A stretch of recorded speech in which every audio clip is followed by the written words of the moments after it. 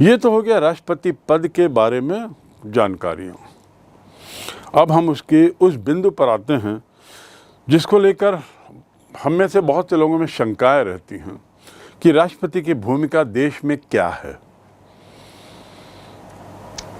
राष्ट्रपति आज की स्थिति में प्रधानमंत्री के नाते श्री नरेंद्र मोदी ज़्यादा ताकतवर हैं या प्रधानमंत्री का पद ही ज़्यादा ताकतवर है? आज के परिप्रेक्ष्य में वर्तमान राष्ट्रपति श्री रामनाथ कोविंद जी क्या कमज़ोर राष्ट्रपति हैं या राष्ट्रपति के पद की शक्तियां ही कमज़ोर हैं? थोड़ा विषय समझें।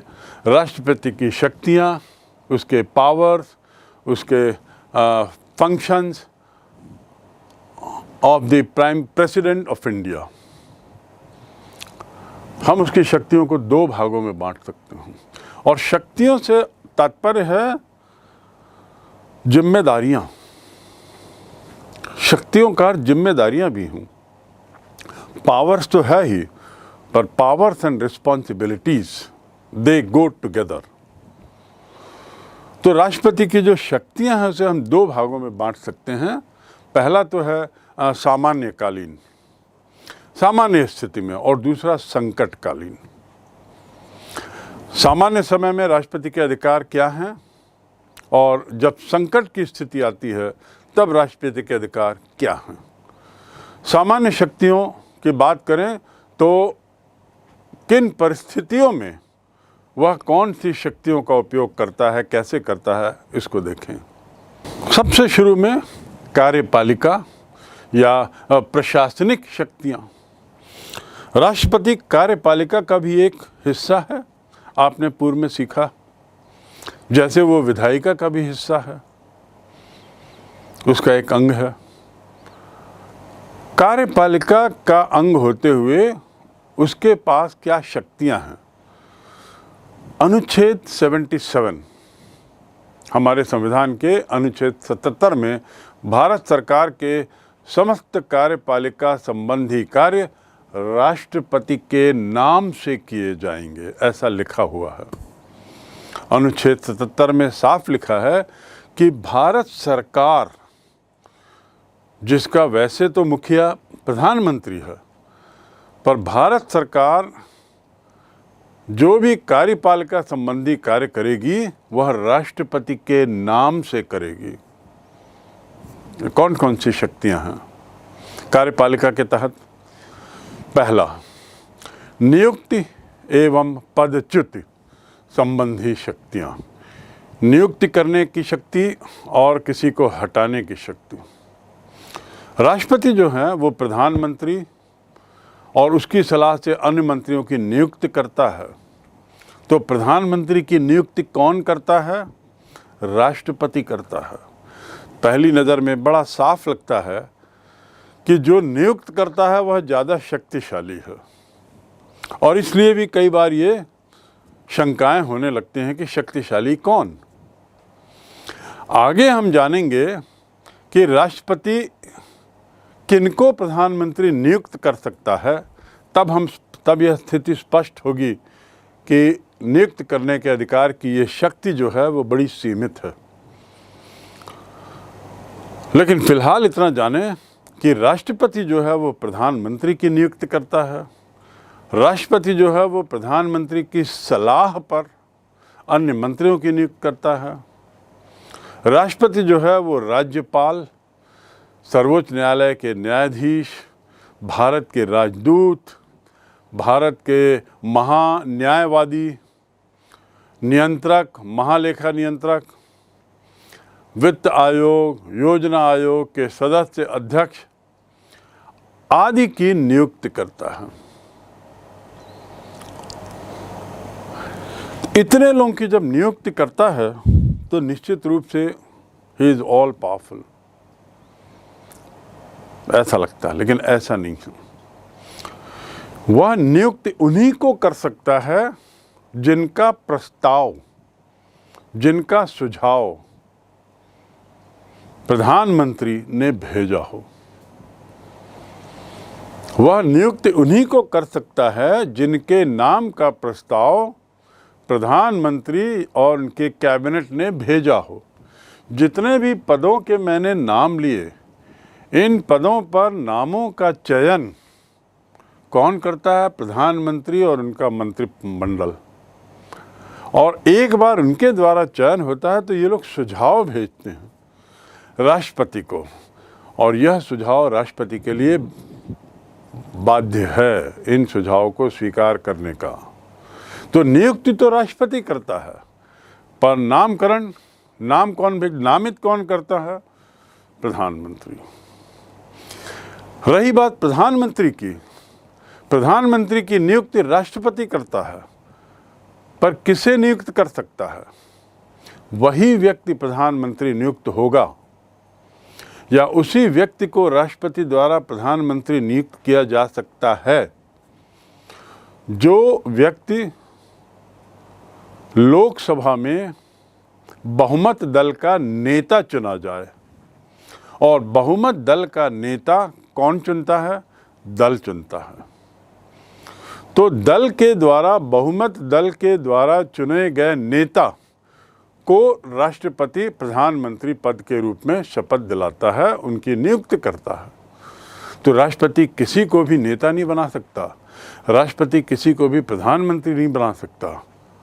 प्रधानमंत्री उसी को बना सकता है जो बहुमत दल का नेता हो लोकसभा में, और बहुमत दल का नेता चुनने का अधिकार बहुमत दल के लोकसभा के सदस्यों का ही है। तो अब ये स्थिति स्पष्ट हो गई कि राष्ट्रपति को नियुक्ति की जो शक्तियां हैं वो सीमित हैं।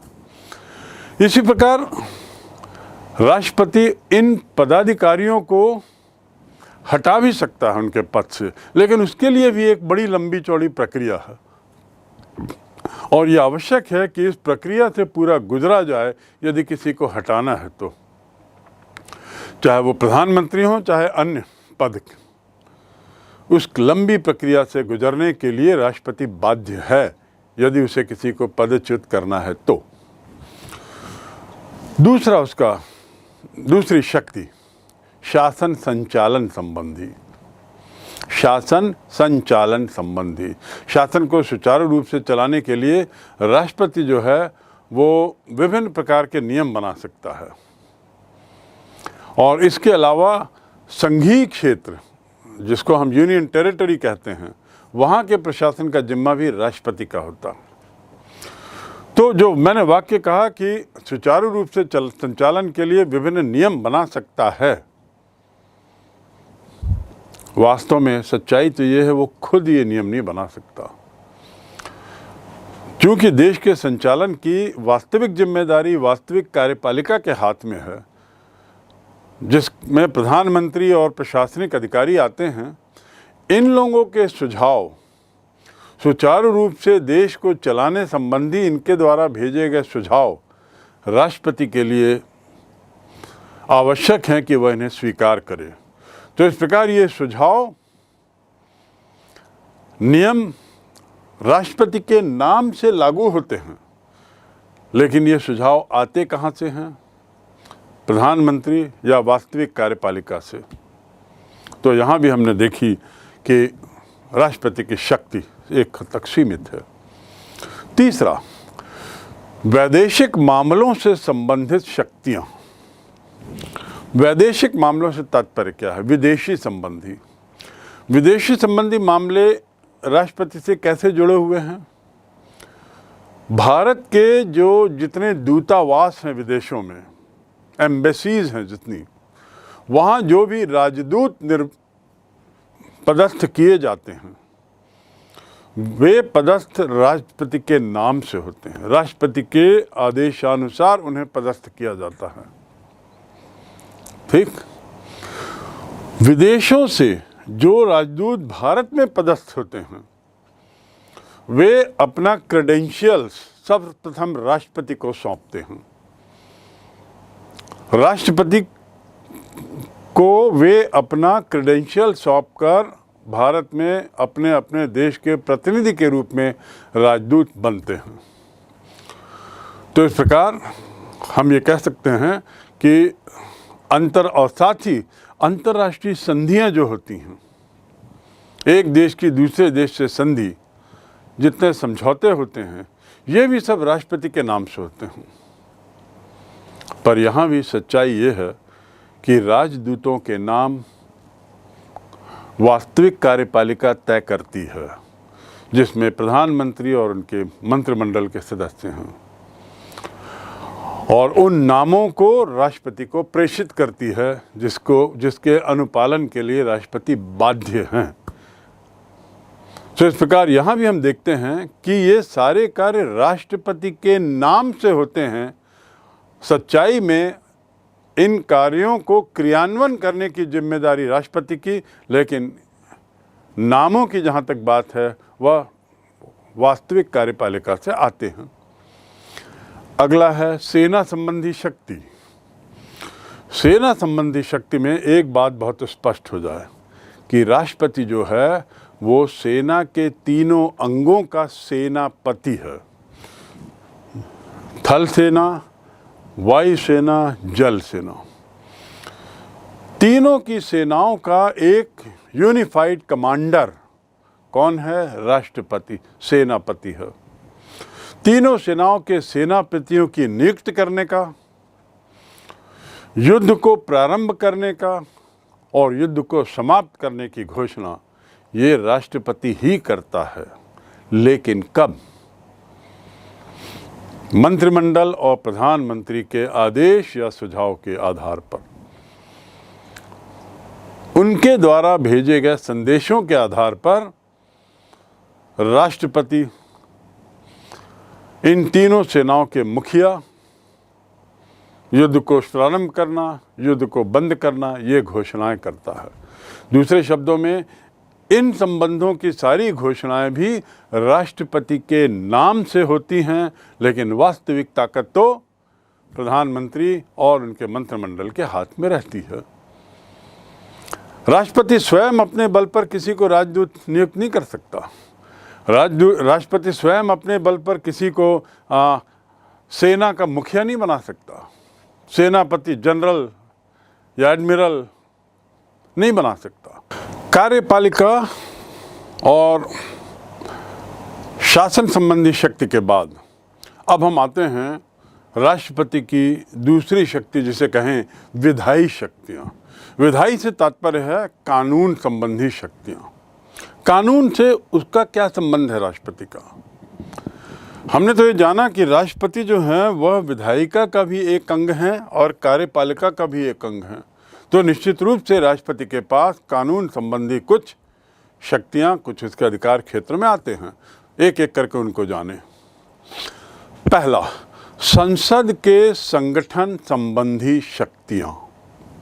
संसद के संगठन संबंधी शक्तियाँ अर्थात राष्ट्रपति को दोनों सदनों के सदस्यों को मनोनीत करने का अधिकार है। मैंने आपको पूर्व में बताया कि राष्ट्रपति के निर्वाचन में केवल निर्वाचित सदस्य मतदान कर सकते हैं, मनोनीत सदस्य नहीं।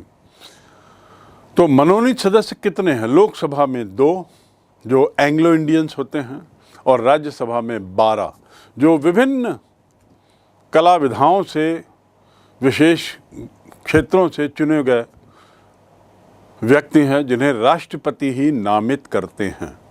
तो इस प्रकार इन 14 व्यक्तियों को 2-12 इनको नामित करने की शक्ति, नामित करने का अधिकार राष्ट्रपति का है। दूसरा, संसद के सत्रों से संबंधित शक्तियां। संसद के सत्रों से, आपको मालूम होगा कि संसद के कम से कम 2 सत्र 1 वर्ष में होने चाहिए, 2 सेशंस। उसका स्थान, उसका समय, उसका काल, ये सब कौन तय करता है? राष्ट्रपति। या कौन बताता है? राष्ट्रपति। संसद के दोनों सदनों के सत्र, उसका समय, उसका स्थान राष्ट्रपति के नाम पर सूचित किया जाता है और 1 वर्ष में कम से कम 2 सत्र होने अनिवार्य हैं। कहने को तो ये कार्य राष्ट्रपति के हैं, लेकिन सच्चाई ये है कि राष्ट्रपति ये सब प्रधानमंत्री और उनके मंत्रिमंडल के सुझाव के आधार पर ही करता है। राष्ट्रपति स्वयमेव इनमें से कोई भी निर्णय नहीं ले सकता। इस बात को आप बार बार ख्याल रखें। राष्ट्रपति स्वयमेव इनमें से कोई भी निर्णय नहीं ले सकता। ये सारे कार्य राष्ट्रपति के नाम से होते हैं, लेकिन प्रस्तावित कहाँ से होते हैं? राजनीतिक कार्यपालिका या वास्तविक कार्यपालिका से। संसद के सत्रों से संबंधित शक्तियों को जानने के बाद अब एक अगला बिंदु आता है, वह है विधेयकों की स्वीकृति या अस्वीकृति संबंधी शक्ति। ये विधेयकों की स्वीकृति और अस्वीकृति का क्या मतलब है? विधेयक अर्थात बिल। बिल क्या है? संसद में कुछ कानून यदि बनाना है, देश के लिए कुछ कानून बनाना है, तो कानून बनाने की प्रक्रिया में संसद के अंदर पहला कदम होता है प्रस्तावित कानून का ढांचा सदन में पेश करना। प्रस्तावित कानून का ढांचा सदन में पेश करना, संबंधित मंत्रालय द्वारा, मंत्री द्वारा या व्यक्ति द्वारा।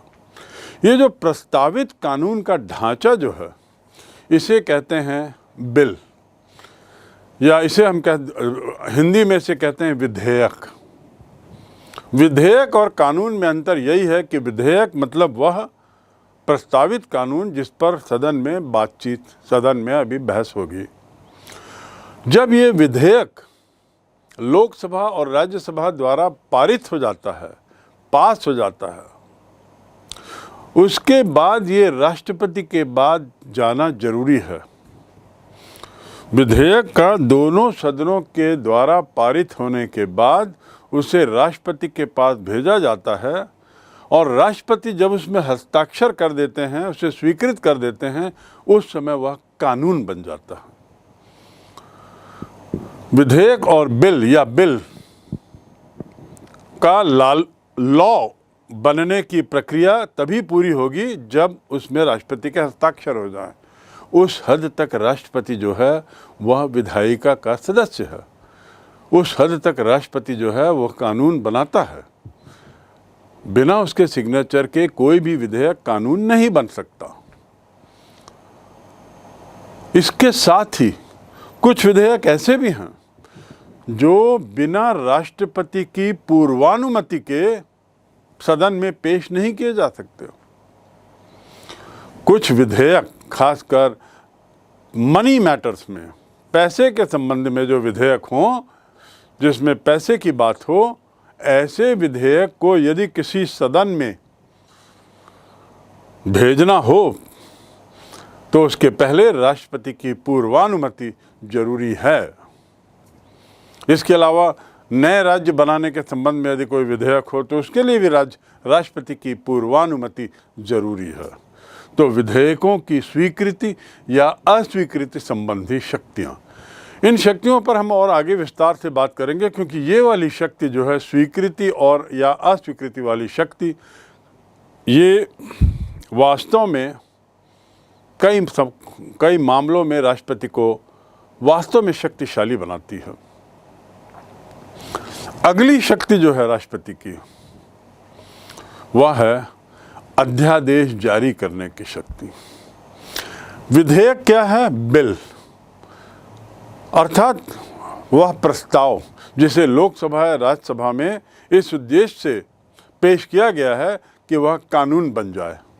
ठीक है ना? लेकिन अध्यादेश क्या है? अध्यादेश ऐसे कानून हैं जो राष्ट्रपति द्वारा लागू किए जाते हैं बिना संसद से पारित हुए। कई बार ऐसी स्थितियां आती हैं जब संसद का सत्र ना चल रहा हो। मैंने आपको बताया कि संसद के 3 सत्र होते हैं वर्ष में, कम से कम 2 सत्र तो होने ही चाहिए, और एक सत्र जो है होता है वो 1-1.5 माह का होता है। तो वर्ष भर में ये लोग, जो संसद है, वो 3 या 4 माह के लिए बैठती है।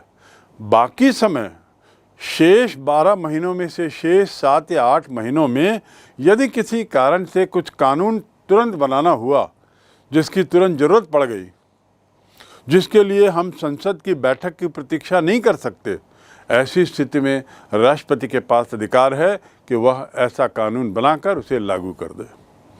जो संसद से पारित न हुआ हो, संसद में जिसे प्रस्तावित ना किया गया हो, ऐसा कानून जो संसद से गुजरे बिना ही राष्ट्रपति बनाता है और लागू करवाता है, वह कानून कहलाता है अध्यादेश। वह कानून कहलाता है अध्यादेश।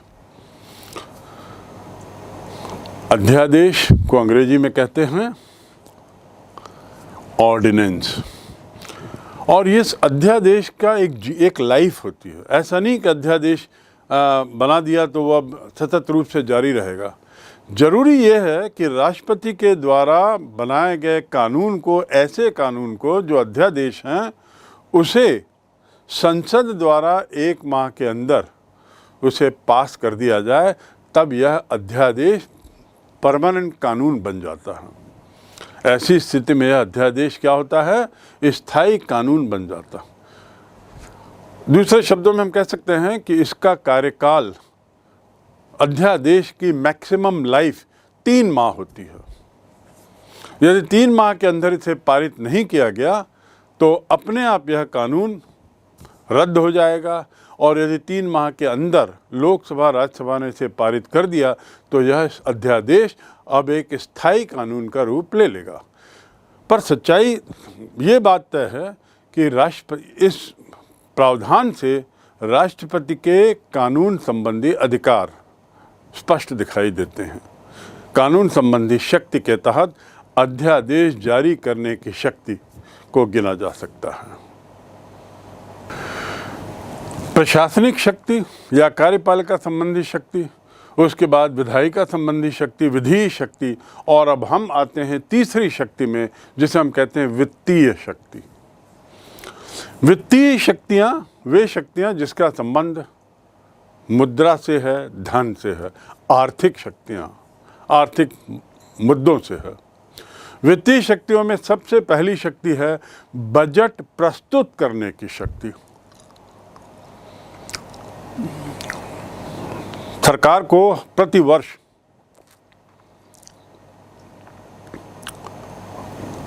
आय व्यय का लेखा जोखा बनाना होता है और उसे सदन में प्रस्तुत करना होता है और सुनिश्चित कराना होता है कि सदन उसे पास करे। ये जो बजट प्रस्तुत होता है, चूंकि यह पैसे का मामला है, मैंने जैसा आपको पूर्व में बताया कि कोई से भी पैसा संबंधी विधेयक राष्ट्रपति की पूर्वानुमति के बिना सदन में पेश नहीं किया जा सकता। बजट भी ऐसा ही विधेयक है। प्रत्येक वर्ष के प्रारंभ में संसद की स्वीकृति हेतु वार्षिक बजट जो पेश किया जाता है, राष्ट्रपति की ओर से पहले लोकसभा में और बाद में राज्यसभा में। ये याद रखेंगे, पैसे संबंधी जो भी बिल हैं उसके लिए राष्ट्रपति की पूर्वानुमति की ज़रूरत होती है।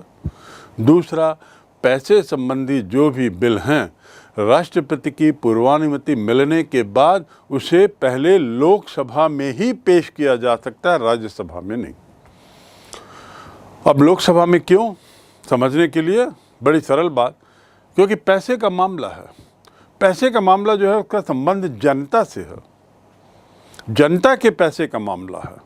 और जनता के प्रतिनिधि कहाँ चुने जाते हैं? लोकसभा में कि राज्यसभा में? लोकसभा में। इसलिए जनता के पैसे के मामले को सर्वप्रथम लोकसभा में पेश किया जाए, ये प्रावधान है। ठीक, तो बजट प्रस्तुत करने की शक्ति उसके पास होती है। दूसरा, कोई भी वित्त विधेयक, मनी बिल राष्ट्रपति की स्वीकृति के बिना प्रस्तुत नहीं किया जा सकता, ये मैंने बताया पूर्व में। और तीसरा, आकस्मिकता निधि के नियंत्रण संबंधी शक्तियां, कंटिंजेंसी फंड जिसे बोलते हैं। आकस्मिकता, कोई चीज अकस्मात होती है, ऐसी स्थिति में पर्याप्त पैसों का प्रावधान रहे, उसे हम कहते हैं आकस्मिकता फंड, कंटिंजेंसी फंड। इस कंटिंजेंसी फंड का उपयोग राष्ट्रपति के नाम पर ही किया जा सकता है। राष्ट्रपति संसद की पूर्व स्वीकृति के बिना इस निधि से धन व्यय की स्वीकृति प्रदान कर सकता है।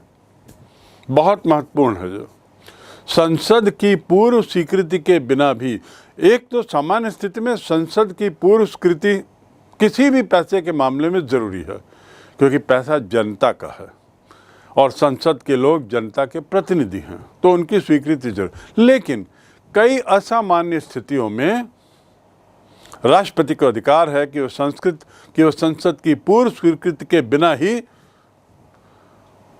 व्यय की स्वीकृति प्रदान कर दे।